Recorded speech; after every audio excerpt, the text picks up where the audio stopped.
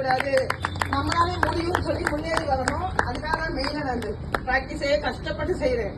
கொஞ்சம் கொஞ்சம் டான்ஸ் தான் நீங்க உட்காந்து எதிர்த்து பாத்தீங்கன்னா தெரியும் எவ்வளவு பெயின் இருக்குன்னு. நான் டான்ஸே பண்றேன்னா எவ்வளவு பெயின் இருக்குன்னு பாருங்க. அந்த பெயினோட தான் நான் டான்ஸ் பண்றேன்.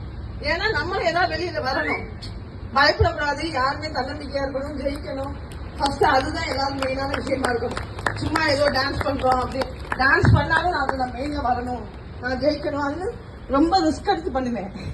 அது என்னாலே ஆட முடியாது. சாரே ஓவன சத்தம் போடுவாங்க, ஏன் இவ்வளவு ரிஸ்க் எடுக்கிறீங்க?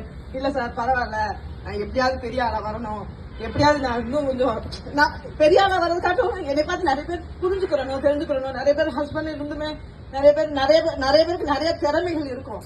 ஒரு சிலர் ஆண்கள் வெளியே போனா அந்த கமாண்டுக்கு பயந்துகிட்டே நிறைய பேர் வெளியே வர்றது கிடையாது.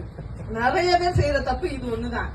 ஆள் முகமே தெரியாத ஒருத்தர் எதோ பேசுறான்னு சொல்லிட்டு நிறைய பெண்களுக்கு திறமைகள் இருக்கு, ஆண்களுக்குமே திறமைகள் இருக்கு. இந்த கமாண்ட் செக்ஷன் ஒண்ணுனால நீங்க யாருமே அந்த திறமைகளை நிறைய பேர் வெளியே கொண்டு வரதே கிடையாது. அதுக்கு